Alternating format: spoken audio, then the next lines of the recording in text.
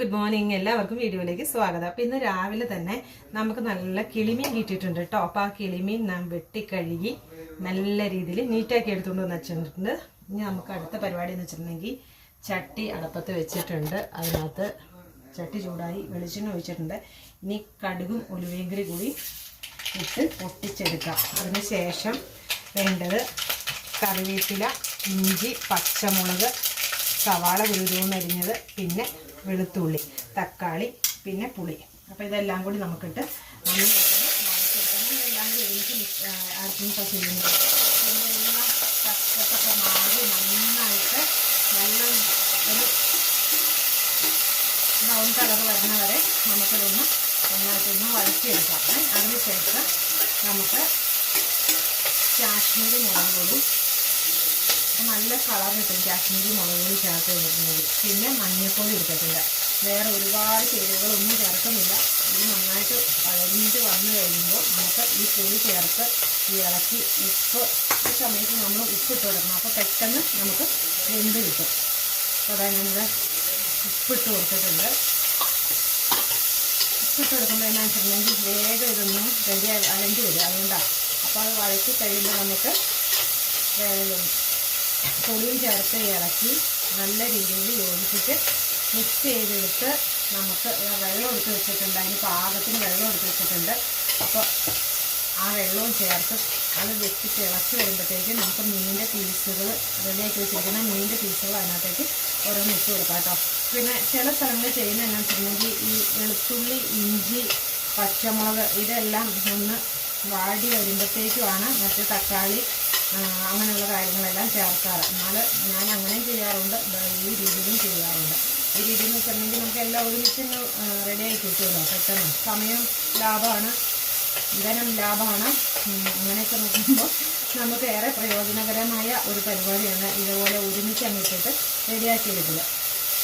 അപ്പോൾ ഇതൊന്ന് മൂടി വെച്ച് പതുക്കെ നമുക്കൊന്ന് മൂടി വയ്ക്കുകയാണ്. മൂടി വെച്ച് ഒരു 2 മിനിറ്റ് കഴിയുമ്പോഴത്തേക്കും അത് നല്ല രീതിയിൽ വഴഞ്ഞു വന്നിട്ടുണ്ടാവും.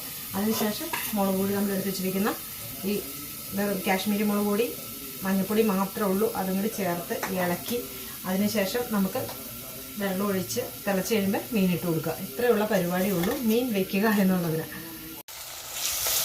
അപ്പോൾ നമ്മൾ വഴറ്റാനായിട്ട് വെച്ചായിരുന്ന സംഭവങ്ങൾ റെഡി ആയിട്ടുണ്ട്. ഇനി നമുക്ക് എടുത്ത് വെച്ചിരിക്കുന്ന മഞ്ഞൾപ്പൊടി, മുളക് പൊടിയും കൂടി ഇതിനകത്തേക്ക് ചേർത്ത് നല്ലതായിട്ടൊന്ന് ഇളക്കി കൊടുക്കാം കേട്ടോ. കണ്ടോ, നല്ല റെഡ് കളർ വന്നാണ്ടോ. കാശ്മീരി മുളക് പൊടി, തക്കാളിയൊക്കെ ചേർത്ത് കഴിഞ്ഞപ്പോൾ നല്ല സെറ്റായിട്ട് വന്നേക്കണുണ്ടോ. ഇനി നമുക്കതിനകത്തേക്ക് വെള്ളം ഈ സമയത്ത് ഒഴിച്ചു കൊടുക്കാം.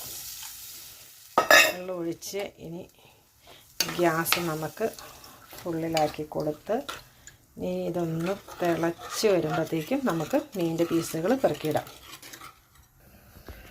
നമ്മുടെ മീൻ ഇവിടെ വെട്ടി തിളച്ച് വന്നിട്ടുണ്ട് കേട്ടോ. മീനല്ല, വെള്ളം. അത് നമുക്ക്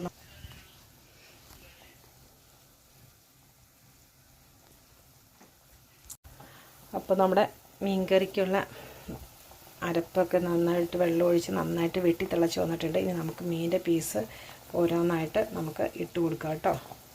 വെള്ളത്തിൽ മുങ്ങിക്കെടുക്കാൻ പാകത്തിന് നമുക്കത് ഓരോന്നോരോന്നായിട്ട് വെച്ച് കൊടുക്കാം.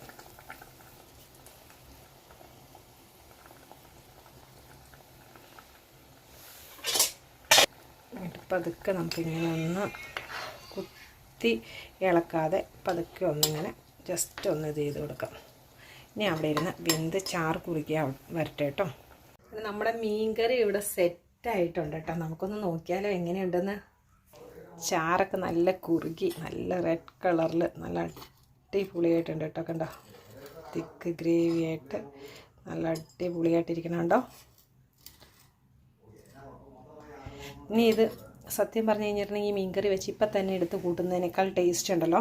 നമുക്ക് മീൻ നാളെ കൂട്ടി കഴിഞ്ഞിട്ടുണ്ടെങ്കിൽ അതിന് പ്രത്യേക ടേസ്റ്റിൻ്റെ പുളിയൊക്കെ അതിനകത്തേക്ക് പിടിച്ച് അതിൻ്റെ അരപ്പും ഒക്കെ പിടിച്ച് വരുമ്പോഴത്തേനും ഒരു പ്രത്യേക ടേസ്റ്റ് ഉണ്ട്. പറയാൻ പറ്റത്തുള്ള ഒരു രക്ഷയില്ല.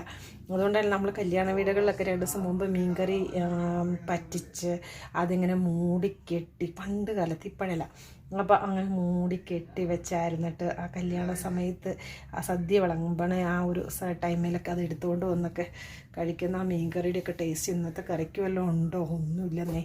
എന്നാലും കുഴപ്പമില്ല കേട്ടോ വെച്ച മീൻകറി. ഇപ്പം ഇതിപ്പോൾ നമ്മൾ ഇന്ന് തന്നെ ഉച്ചത്തേക്ക് കൂട്ടാൻ വേണ്ടിയിട്ട് എടുക്കും.